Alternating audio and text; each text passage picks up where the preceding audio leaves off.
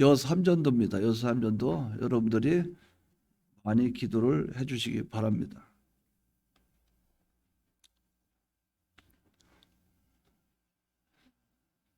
이 본문에 나타난 그 내용은 성전에서 일어난 사건이에요. 2절에 보면 아침에 다시 성전으로 들어오시니 주님이 산으로 가셨다가 아침에 성전으로 들어오셨어요. 주님은 철야 기도를 하셨다고 봐야 되겠죠. 그리고 아침에 이제 성전에 들어오셨어요. 그때 나타난 그 사건들이 쭉 기록되어 있는 그런 내용입니다. 그럼 우리가 이 말씀을 통해서 성전에서의 우리 삶이 어떤 삶이 되어야 되는가, 또 넓게 나가면 우리 예수 믿는 사람들의 삶이 어떻게 되는가, 이것을 생각하는 그런 시간이 되기를 바랍니다. 그러면 성전 안에는 몇 종류의 사람이 있었는가 살펴보면 4종류의 사람이 있는 것이 발견이 돼요. 2절에 보면 아침에 다시 성전으로 들어오시니 백성이 다 나아오는지라 앉으사 그들을 가르치시더니, 주님이 백성들이 나아오니까 주님이 본문에 보면 그들을 가르치시더니, 가르쳤다 이렇게 말씀을 했어요. 그러면 다른 의미로 볼 때 그 백성들이 주님이 들어오시니 다 앞으로 나와서 주님의 말씀을 들은 것을 알 수 있다 그 말이죠. 여기서 한 종류는 말씀을 들으러 성전에 온 그런 종류의 사람이 있었다, 이렇게 우리가 볼 수가 있겠어요. 두 번째 종류의 사람을 우리가 찾아보면 3절에 보면 서기관들과 바리새인들이 음행 중에 잡힌 여자를 끌고 와서 가운데 세우고 예수께 말하되 선생이여 이 여자가 간음하다가 현장에서 잡혔나이다. 서기관과 바리새인들과 같이 남을 정죄하고 판단하고 심판하는 그런 사람들이 있었다. 그들이 성전 안으로 지금 들어왔다는 거예요. 성전 안에서 일어나는 그런 사건들이에요. 성전 안에 그 여인을 세우고 음행 중에 우리가 이 여인을 붙잡아 왔습니다. 주님은 어떻게 하실 겁니까? 그들은 바로 말씀을 들으러 온 것도 아니고 예수님에 대해서 공경하러 온 것도 아니고 예수님을 시험하고 또 간음한 여자를 정죄하고 심판하고 심지어 죽이기를 원하는 그런 사람들이 있었다, 이렇게 볼 수가 있다 그 말이죠. 세 번째는 어떤 종류의 사람이 있었는가? 간음한 여인이 있어요. 이 간음한 여인은 어떤 여인인가? 음행 중에 있다가 붙잡혀온 여인이에요. 음행을 하고 나서 붙잡혀 왔다 그러면 거짓말하거나 나는 그런 적이 없다고 우기면 어느 정도 될 수도 있는 상황인데, 지금은 빼도 박도 못하는 그 현장에서 붙잡혔기 때문에 아무런 반론도 제시할 수 없고 완전히 범죄한 자로, 그 범죄하는 중에 음행 중에 붙잡혀온 그 여인이 있었다는 거예요. 바로 간음 중에 붙잡혀온 여인, 이 여인이 성전에 있었어요. 또 한 사람은 예수님이에요. 예수님은 그들을 가르치고 있었고 그들에게 교훈을 주고 있었어요. 서기관과 바리새인들이 예수를 시험하려고 이리저리 주님을 유혹하고 주님에 대해서 또 질문하고 여러 가지 했지만, 주님은 어떤 분인가? 우리의 구주시요, 우리를 구원하시는 주님이시요, 또 죄 없는 분이시요, 완전한 하나님의 아들이신 예수님이 성전에 있었다는 거예요. 그럼 이 본문을 통해서 볼 때 성전 안에는 예수님이 계셨고 거기에 남을 정죄하는 그런 사람들을, 서기관과 바리새인 같은 사람이 있었고 거기에 죄인이 있었고 간음한 여인, 거기에 말씀을 들으러 온 그 사람들이 있었다.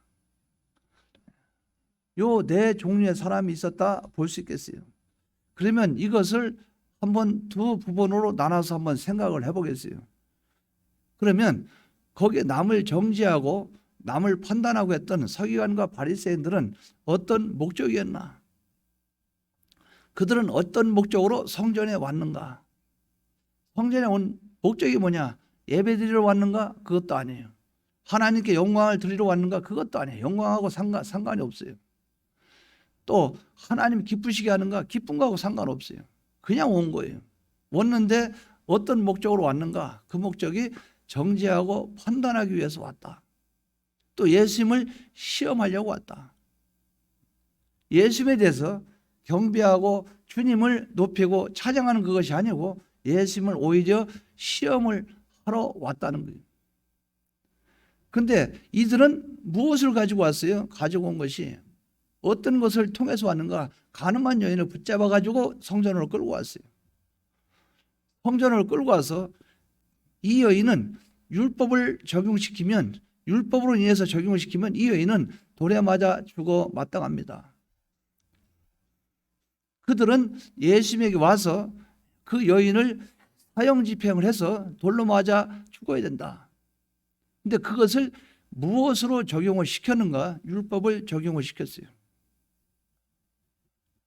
율법의 사람이 된 것이 아니라 율법을 이용하는 사람이 됐다는 거예요. 율법에 자기 자신이 낮아지고 율법에 굴복을 해서 그 말씀대로의 사람이 된 것이 아니라 율법을 이용해서 자기들의 목적을 달성하려는 그런 사람들이었다 그 말이죠. 그래서 그들이 예수님께 제시한 것이 무엇을 제시했는가? 5절 보시면 모세는 율법에 이러한 여자를 돌로 치라 명하였거니와 선생은 어떻게 말하겠나이까? 율법에는 이렇게 간음 중에 붙잡힌 여인은 돌로 치라고 했습니다. 율법은 그렇습니다. 율법은 그런데 당신은 어떻게 하겠습니까? 율법을 가지고 예수님께 그렇게 질문을 하는 거예요. 이 내용에 대해서 구체적으로 논하지는 않겠어요.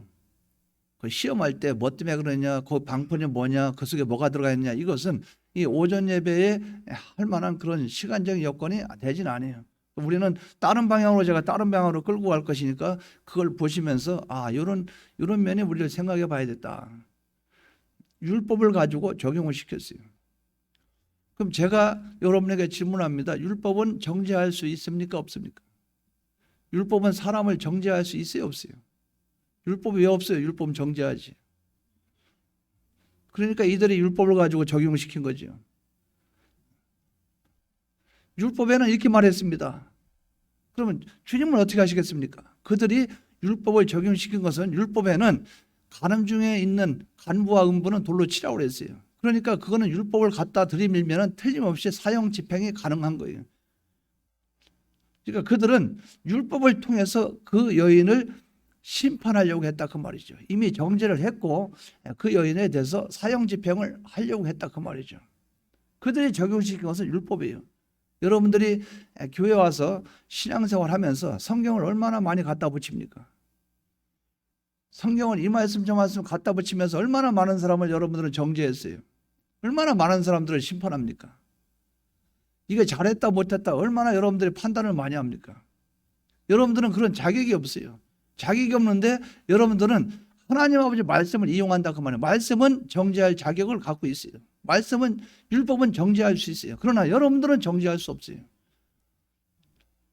서기관과 바리새인들은 바로 율법을 이용해서 이렇게 심판을 받아 마땅하는데 어떻게 하겠습니까? 질문했다 그 말이죠.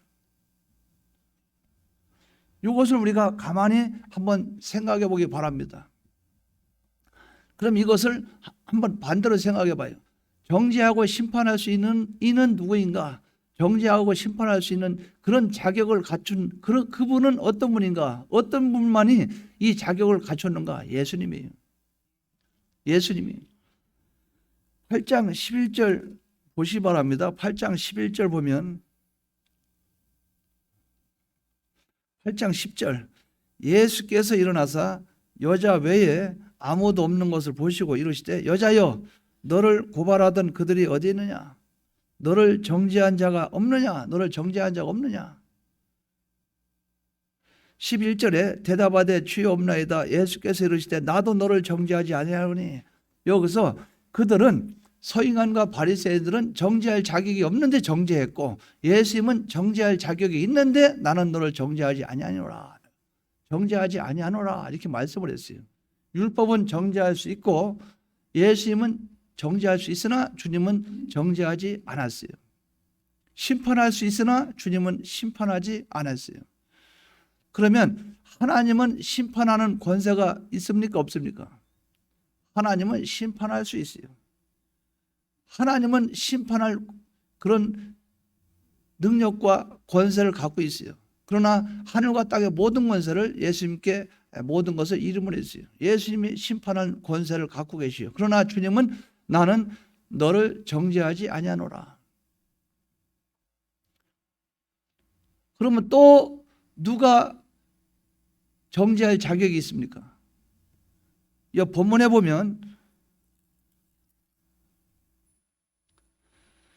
7절에 그들이 이 여인이 간음 중에 붙잡혔기 때문에 돌로 맞아 죽어 마땅합니다. 주님 어떻게 하실랍니까? 말씀하십시오. 계속 다고치니까 주님이 7절에 그들이 묻기를 마지 아니하는지라 이에 일어나 이르시되 너희 중에 죄 없는 자가 먼저 돌로 치라. 죄 없는 자만이 정죄할 수 있는 자격이 있는 거예요. 그러면 이렇게 제가 정리를 해드려요. 율법은 정죄할 수 있다. 예수님은 정죄할 수 있다. 하나님은 정죄하고 심판할 수 있다. 인간 중에 정죄할 수 있다면, 정죄하고 심판할 수 있다면 죄 없는 자만이 가능하다. 죄 없는 자만이 가능하다. 죄 없는 자가 죄 있는 자를 정죄할 수 있다. 그런데 제가 여러분에게 질문하고 싶은 거는, 이 시간에 우리가 이 말씀을 통해서 깨닫고 싶은 거는, 여러분들은 죄가 있습니까? 없습니까? 죄가 있죠. 그러면 인간 중에, 이 혈과 육으로 이 세상에 나온 사람 중에 죄 없는 사람이 있습니까? 없습니까? 그럼 다른 말로 하면 인간 중에는 사람의 죄를 판단하거나 정죄할 수 있는 자격을 갖춘 자가 없다, 이렇게 볼 수 있다 그 말이죠. 그럼 여기서 서기관과 바리새인들은 심판할 자격이 있어요, 없어요? 정죄할 자격이 있어요, 없어요? 없어요. 거기에는 많은 사람들이, 가늠한 여인을 둘러싸고 구경하고 지켜보고 있던 수많은 사람들이, 이들은 이 자리에 같이 참석해서 이 여인에게 돌을 던질 자격이 있습니까? 없습니까? 없어요. 근데 우리는 뭔가 모르게 잘못 인식하고 있는 게 있다 그 말이죠. 나는 무엇을 할 수 있다고 생각을 해요. 어떤 사람이 어떤 잘못을 했으면 나는 그에게 돌을 던져도 된다고 생각을 해요. 근데 거기서 어떤 문제가 발생이 되는가? 자기 자신을 발견하지 못한 상태는 그렇다 그 말이죠. 내가 어떤 상태인가? 나는 지금 어떤 상태인가? 이것을 발견하지 못하기 때문에 다른 사람에 대해서 정죄하고 판단하고 말을 하고 함부로 우리가 그 사람들에서 이러쿵저러쿵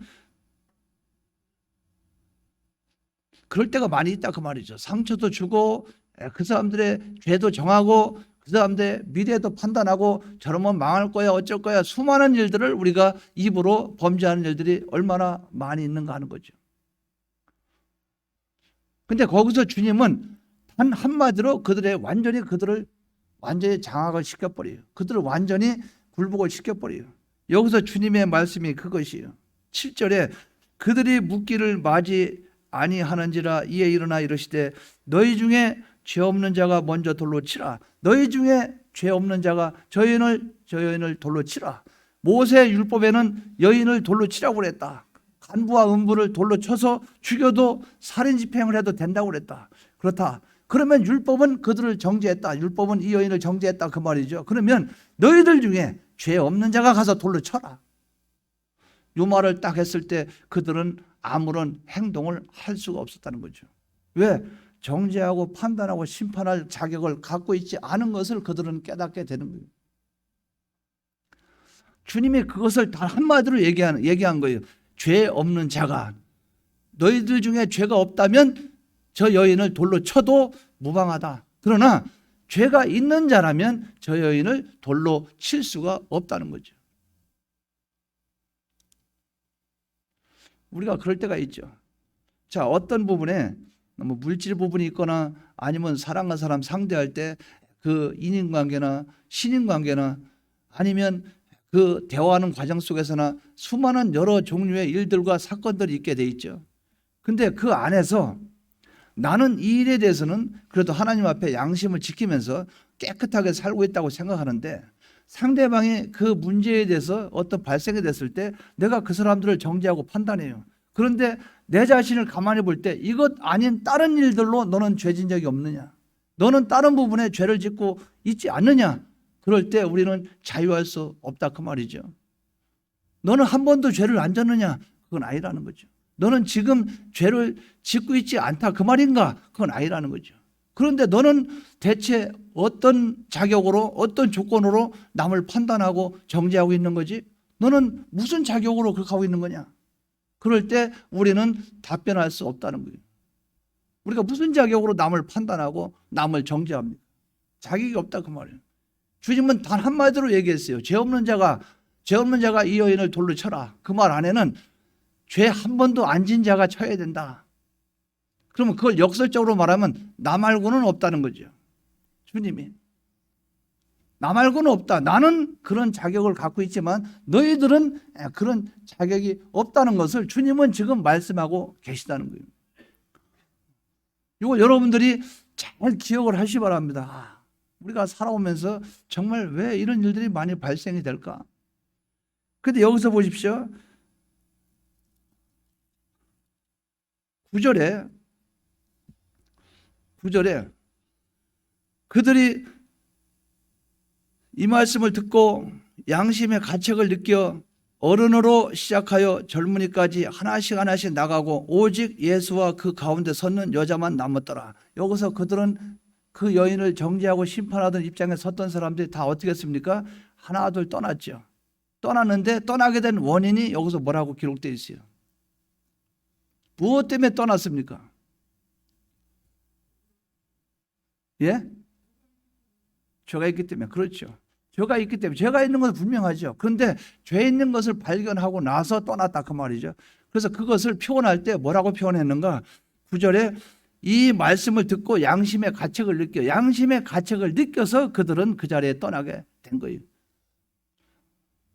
우리가 어떤 일들을 만날 때 그 일에 대해서 정평적 하려면 양심에 호소해야 됩니다. 자기 양심의 가책을 느껴야 돼요. 그래서 우리는 사람과 사람을 상대할 때 그 사람의 양심을 건드려줘야 양심을 통해서 자기가 바른 길을 걸어갈 수 있다 그 말이에요. 주님은 그들에게 그것을 요구한 거예요. 너희 중에 죄 없는 자가 돌로 쳐라.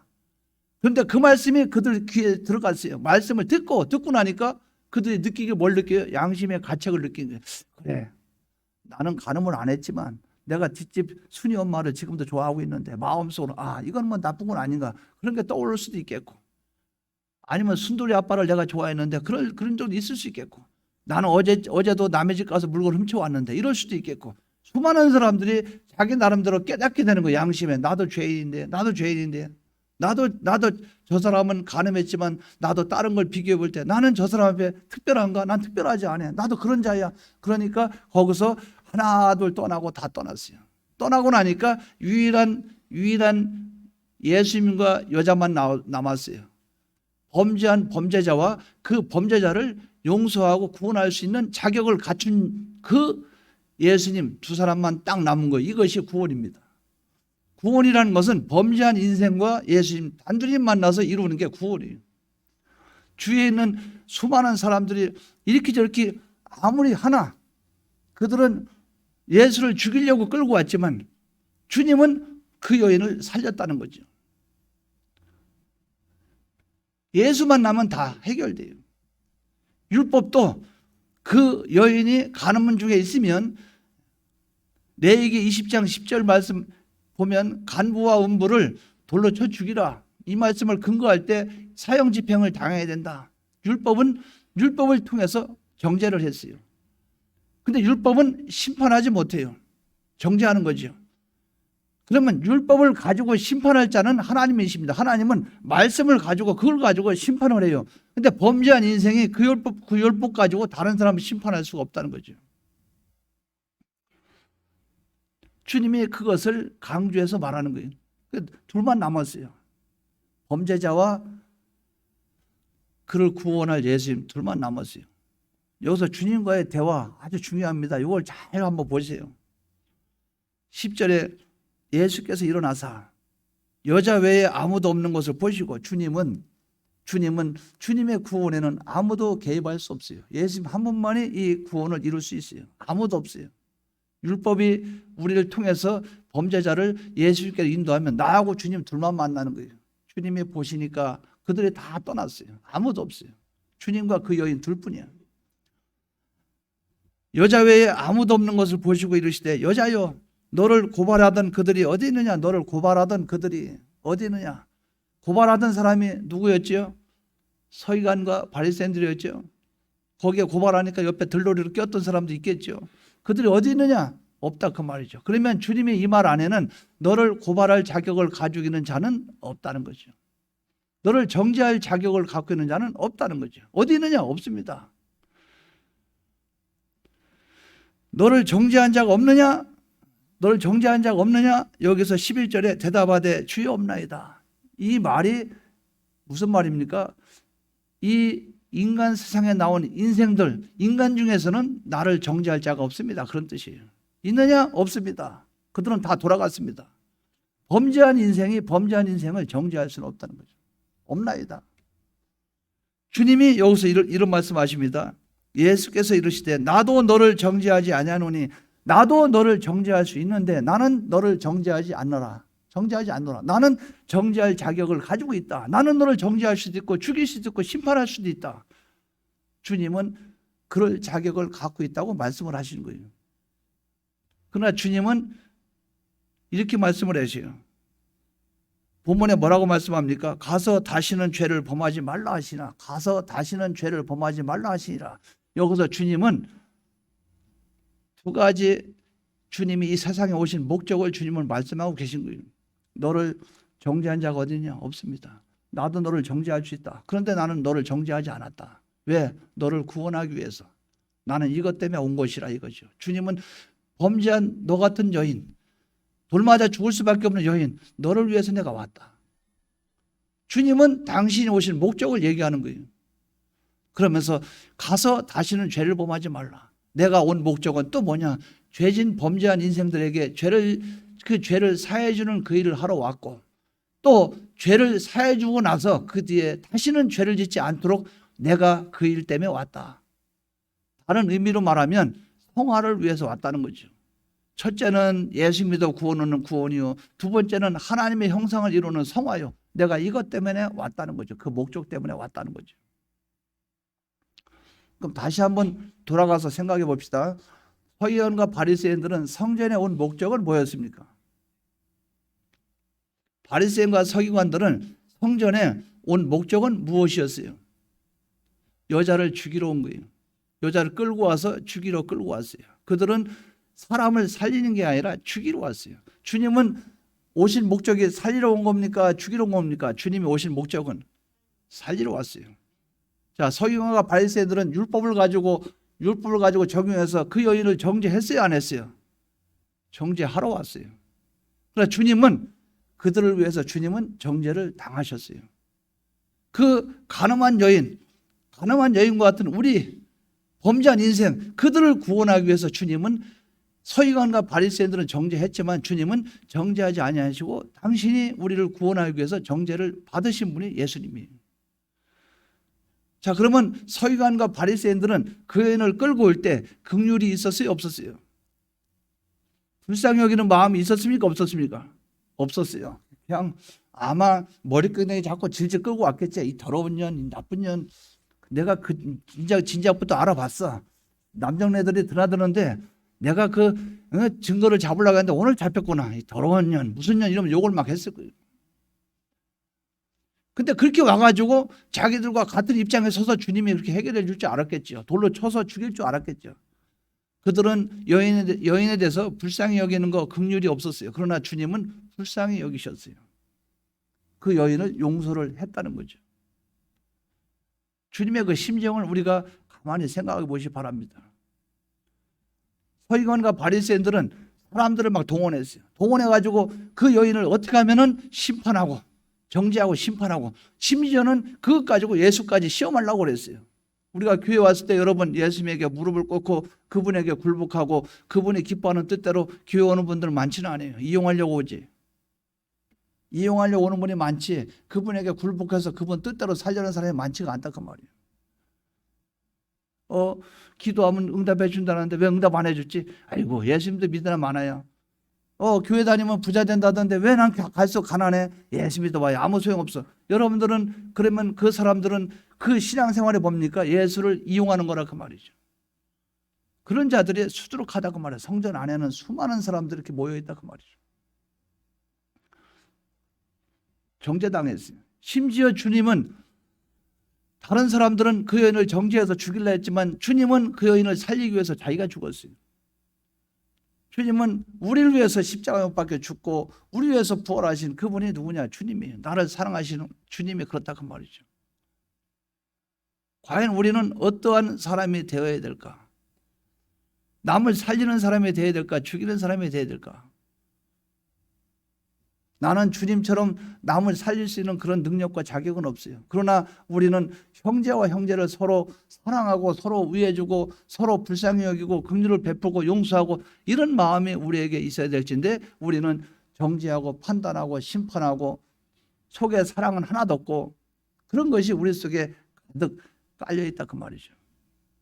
그것이 어디에서 이루어졌습니까? 이런 일들이 다 어디에서 이루어졌어요? 성전에서 이루어졌다 그 말이죠. 따지고 보면 오늘날 교회가 더럽다 그 말이에요. 온갖 더러운 것이 다 이 안에 있다 그 말이죠. 그러면 제가 마지막으로 정리해 드리겠어요. 그럼 여기에서 이렇게 두 종류로 나눠 보십시다. 두 가지로 나눠 보십시오. 백성들이 말씀을 들으러 성전에 왔을 때 주님을 기뻐했어요? 안 기뻐했어요? 그들에게 말씀을 줬습니까? 안 줬습니까? 말씀을 가르치시더니 말씀을 가르쳤지요. 또 하나, 가늠한 여인처럼 범죄한 범죄 중에 아무런 입도 못 열고 나는 죽어 마땅한 자고 고개도 못 들고 간 그 여인에 대해서 주님은 그를 살렸어요? 죽였어요? 그 여인이 성전에서 주님과 그 여인이 만났을 때 주님은 그를 살렸어요? 죽였어요? 살리셨어요. 그럼 우리는 성전에 갔을 때, 성전에는 주님이 늘 계셔요. 그럼 우리가 성전에 갔을 때 어떤 입장으로 가야 주님을 만나고 그분과 교제할 수 있을까? 두 가지입니다. 말씀을 들으러 오시기 바랍니다. 말씀을 들으러 올 때 주님은 그들을 기뻐하면서 말씀을 주셨어요. 하나님의 교회 성전에 올 때 말씀을 들으러 오시기 바랍니다. 또 하나, 죄인으로 오십시오. 가늠한 여인처럼 나는 죄인입니다. 어느 누구도 이 문제를 해결해 줄 수 없고 오직 주님만이 해결해 줄 수 있는, 나는 이런 죄인입니다는 그 입장에 섰을 때 주님은 여러분을 찾아오실 거예요. 여러분 주위에 수많은 사람이 있어도 주님은 이 교회에 여러분 앉아서 예배 드리는데 다 그 사이사이 비껴가고 정말 나는 죄인입니다. 주님이 아니면 살 수 없습니다. 나는 율법으로도 사형당할 그런 입장에 서 있고 나는 어느 입장에 서도 나는 나를 정당화시킬 수가 없고 나는 음행 중에 범죄하고 죄를 짓는 그 중에 붙잡혀온 가늠한 여인과 같은 나입니다. 이런 자기의 고백이 있고 그런 중심으로 있는 그 자에게 주님은 찾아오셔서 너를 정죄한 자들이 어디 있냐? 없습니다. 내가 그것 때문에 너한테 오지 않았느냐? 그것 때문에 내가 사람들 오지 않았느냐? 그것 때문에 내가 정죄당하고 그것 때문에 고난당하고 십자가에 못 박혀 죽고 그것 때문에 부활해서 너를 위해서 그것 때문에 내가 온 거 아니냐? 주님이 나에게 찾아오신다 그 말이죠. 그래서 나를 완전한 죄인 가운데서 의인으로 만들어 주시는 거예요. 죄 없는 자로 만들어 준다는 거죠. 그럼 나는 예수님이 대속의 공을 입혀줬기 때문에 죄 없는 자가 됐죠. 그럼 나는 남을 정죄할 수 있어요? 없어요? 정죄할 수 있습니까? 없습니까? 죄가 예수님의 대속의 공로로 죄가 없다 할지라도 나는 죄인이었기 때문에 또 나는 앞으로 죄를 질 수도 있기 때문에 지금 나의 모든 삶을 볼 때 주님만이 그 일을 하시는 거예요. 우리는 주님의 심정으로 돌아가서 이해하고 용서하고 불쌍히 여기고 어떻게 하면 저기에서 빠져나오고 어떻게 하면 저기에서 구원받아서 하나님께 영광을 나타내는 그런 사람이 되게 할까?